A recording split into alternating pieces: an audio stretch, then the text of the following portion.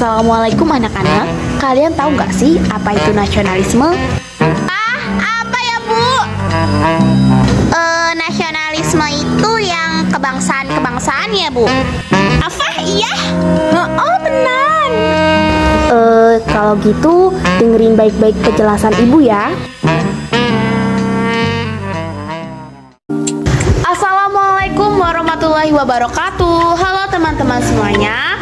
Perkenalkan, kami dari kelas 11 KBC. Pada kesempatan kali ini kami akan mempresentasikan mengenai tugas nasionalisme. Simak baik-baik video berikut ini ya.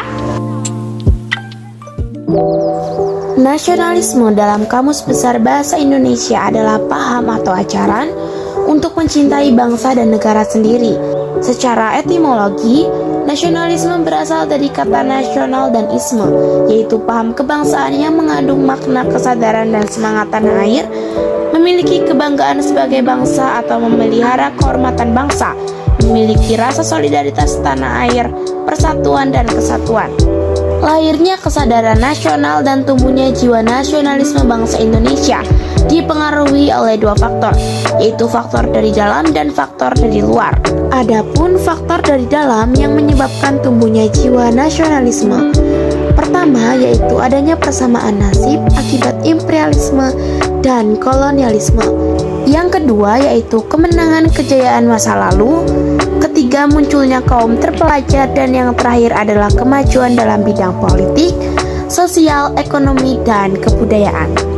Sedangkan faktor dari luar dipengaruhi oleh yang pertama yaitu kemenangan Jepang terhadap Rusia, kedua, pergerakan kebangsaan India, ketiga, gerakan bangsa Filipina, keempat, gerakan nasional rakyat Cina, kelima, gerakan Turki Muda, dan yang terakhir yaitu pergerakan nasionalisme Mesir. Nah, pada penjelasan sebelumnya kita telah membahas mengenai pengertian nasionalisme dan faktor-faktor yang menyebabkan timbulnya rasa nasionalisme.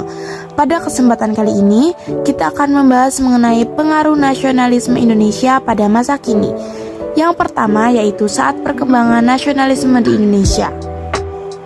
Perkumpulan pelajar yang menjadi cikal bakal rasa nasionalisme dan perjuangan dalam kancah politik untuk perlahan menggapai kemerdekaan. Rasa nasionalisme ini akan berlanjut pada pasca kemerdekaan hingga kini dengan berbagai bentuk dan perilaku bangsa. Yang kedua yaitu nasionalisme Indonesia pada masa pergerakan nasional. Pada masa pergerakan nasional terdapat beberapa ideologi yang berkembang pada saat itu. Yang pertama yaitu ideologi liberalisme, merupakan suatu paham yang mengutamakan kemerdekaan individu atau kebebasan kehidupan masyarakat.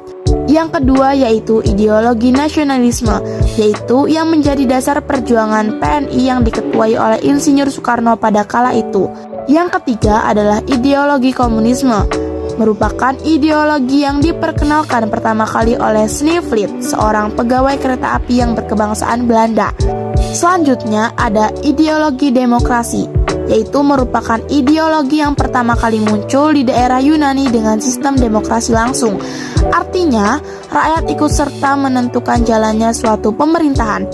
Dan yang terakhir adalah ideologi pan-islamisme, merupakan suatu paham yang bertujuan mempersatukan umat Islam sedunia.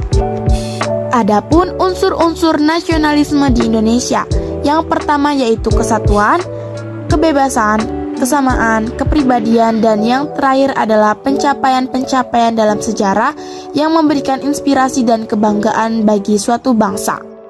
Tahap yang ketiga yaitu ada nasionalisme pada masa pergerakan. Dalam hal ini terdapat beberapa tahapan dalam munculnya rasa nasionalisme bagi bangsa Indonesia. Yang pertama yaitu periode awal perkembangan.